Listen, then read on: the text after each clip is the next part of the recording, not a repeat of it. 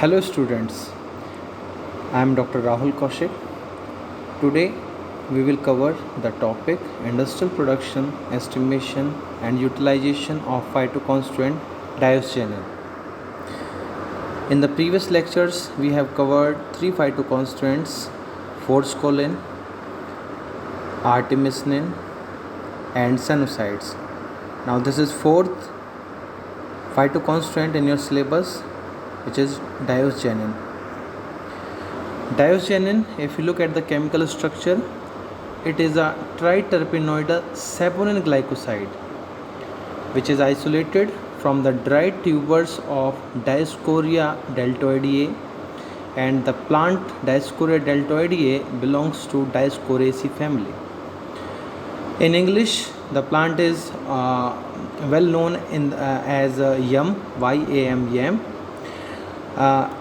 It is white to off-white crystalline powder, and if you look more inside the chemical structure, you will find a nucleus of 3-beta sterol or spiroketol.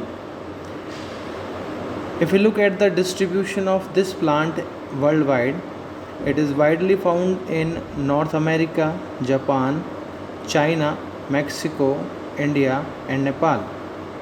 In India, the plant grows wildly in Western Himalayas, Karnataka, Kashmir and West Bengal. Solubility, again it is very important to know the solubility of the phytoconstituent as far as the isolation part is concerned or extraction of phytoconstituent is concerned.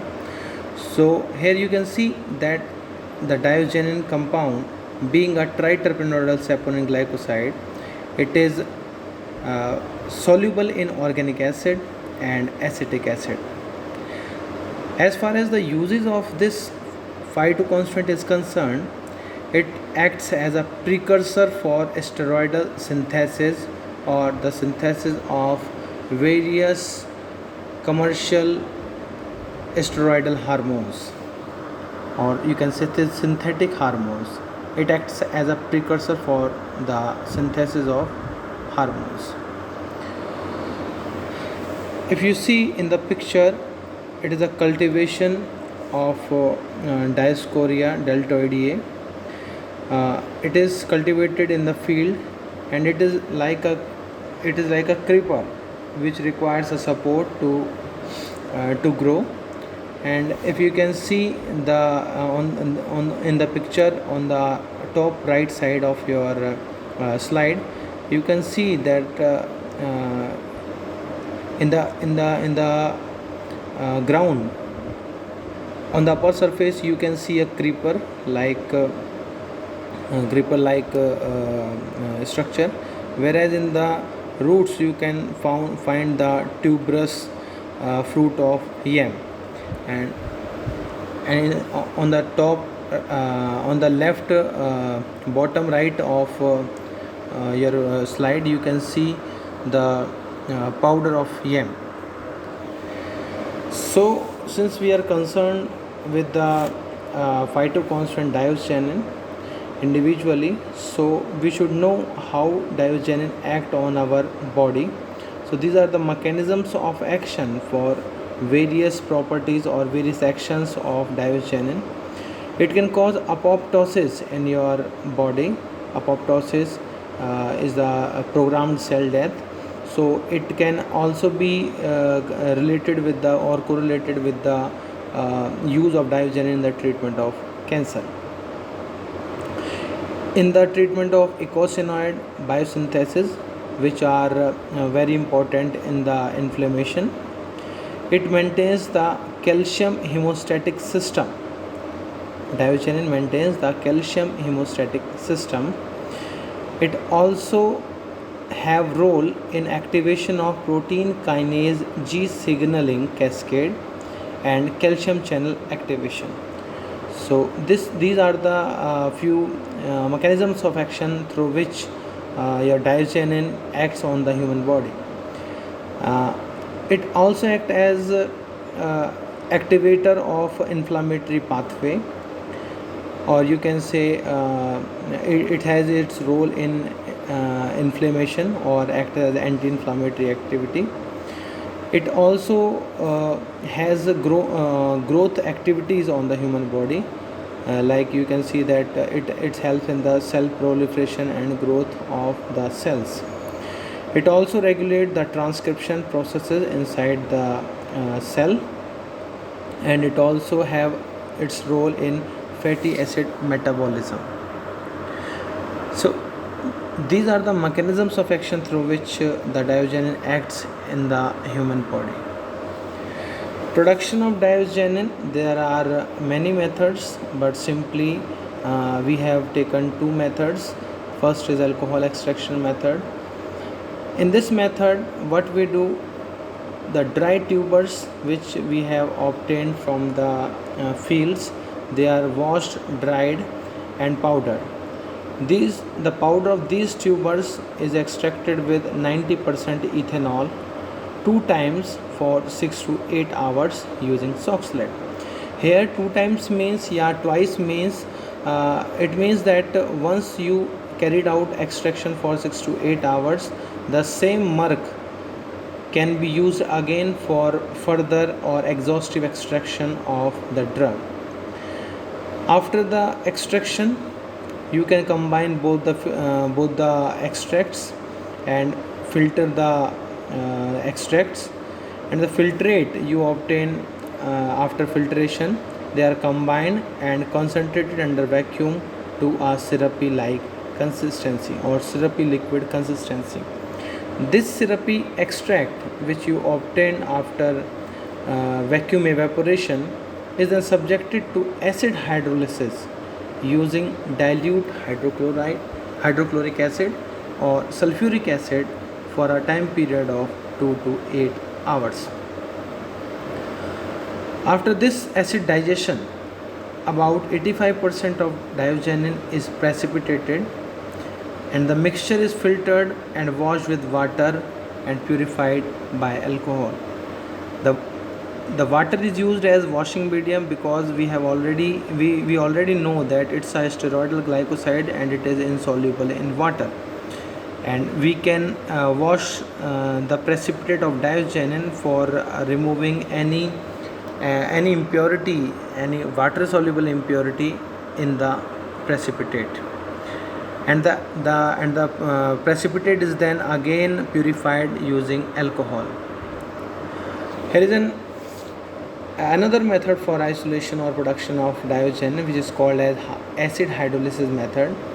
In this method, what we do, we expose the tuberous powder, the powder of the diogenin tubers or Dioscorea tubers in reflux with 2 to 4 normal mineral acid in autoclave for a period of 2 to 6 hours.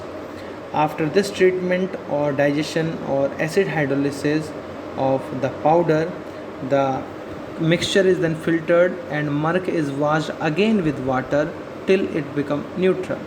Again we are washing with water to remove out any water soluble impurity from the extract. Then the murk we obtain on the filter paper is then dried.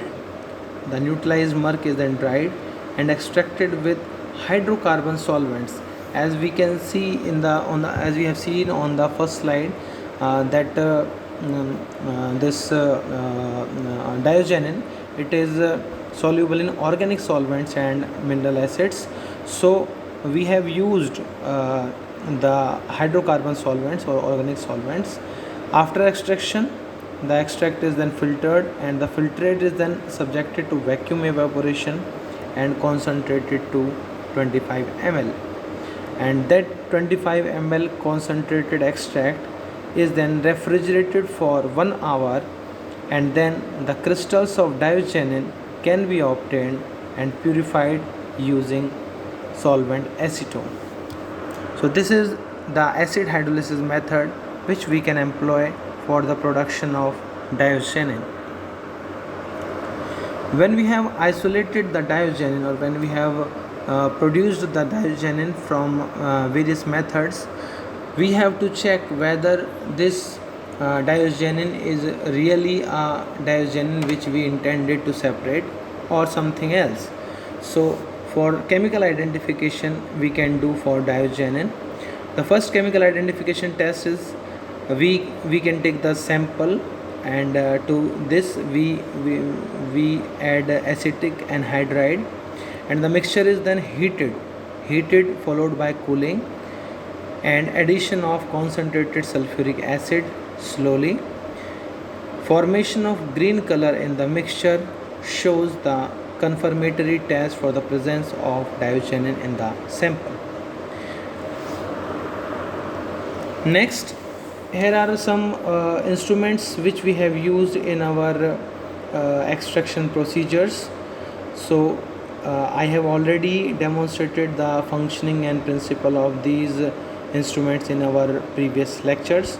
So there are in Soxhlet apparatus there are three assemblies: condenser, extractor and mantle, which is supplied with the heat. Solvent evaporates from the round bottom flask placed at the bottom. It reaches the extractor where it meets with the drug after getting condensed from the condenser. And this drug and solvent combination, or you can say in the extractor the drug and solvent they come into contact with each other, and due to the continuous cycling of solvent through the extractor and to the solvent round bottom flask, the extract recycles itself into the extractor and the this round bottom flask placed at the bottom. This is the separating funnel which we have used for separating the two immiscible liquids or the liquids on the basis of their densities. This is the rotary vacuum evaporator, where we isolate or where we separate the phytoconstituent from the solvent through which it is precipitated or through which it is extracted or isolated. So this is a very efficient technique in terms of solvent recovery and in terms of preventing any thermal damage to the phytoconstituent, preserving the identity of the phytoconstituent.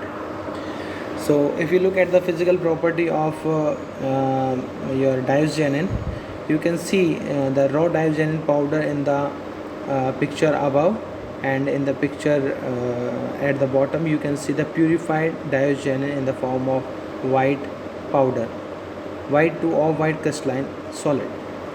It has got a melting point of 205.5 degrees Celsius. So why we have mentioned the melting point here in this extraction procedure? Because what we have isolated, we have to identify, we have to establish the identity of that isolated phytoconstituent as dioxanin. So we should know the melting point and other physical parameters for dioxanin, so that we can justify or we can compare the observed value from the isolated constituent with the already established standard values. It has got a boiling point of 527.11 degrees Celsius. It is soluble in organic solvents and acetic acid. It has got a density of 1.0984. If you want to store the purified dioxanin, you should maintain a temperature of -20 degrees Celsius, and it occurs in the form of white to off-white crystalline solid powder. It is water insoluble, and if you look at the water solubility, only 0.02 milligram of this dioxanin is soluble in 1 liter of water. Lambda max was found to be 205 nanometers for dioxanin. These are the parameters for analytical profile of dioxanin. We can identify the presence of dioxanin in a sample using TLC, HPTLC, and high performance liquid chromatography or high pressure liquid chromatography. For TLC, we have used the silica gel plates 60GF254. For mobile phase, we have used N-heptane and ethyl acetate combination in the ratio of 7:3. Detection can be made by spraying the derivatizing reagent, which consists of glycyl acetic acid, methanol in a ratio of 85:15, and combinedly this with the mixture of anisaldehyde in a ratio of 1:1. So in this way you can prepare the derivatizing reagent by dissolving glycyl acetic acid 85 parts in 15 parts of methanol, and then adding 1 part of this combination or mixture into anisaldehyde, 1 part of anisaldehyde. When you develop the TLC through this mobile phase, you can observe the RF value, retention factor value of diazoxanide in the chromatogram at 0.47 RF value in the form of green spot on the chromatogram. The sample was prepared by dissolving 1 mg per 50 ml in chloroform, and the standard was prepared by dissolving 1 mg per 10 ml of mobile phase. For HPLC, we have used C18 columns, and which is having a pore size of 5 micrometer.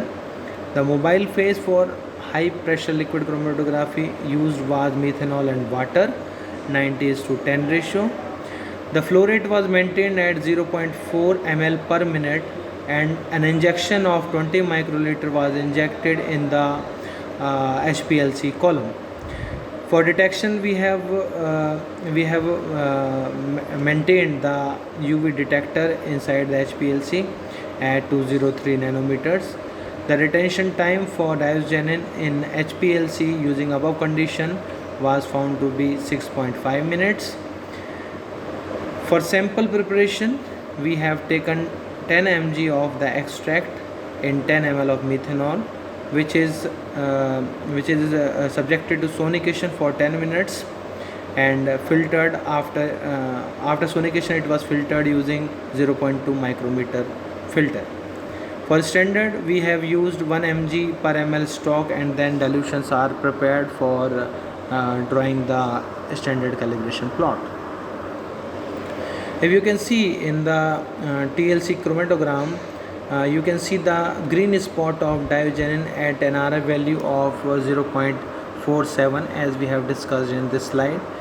You can observe that diazoxanide was isolated or get separated on the TLC using the conditions mentioned for the TLC at an RF value of 0.47. So under ideal condition, you can get these RF values for these phytoconstants.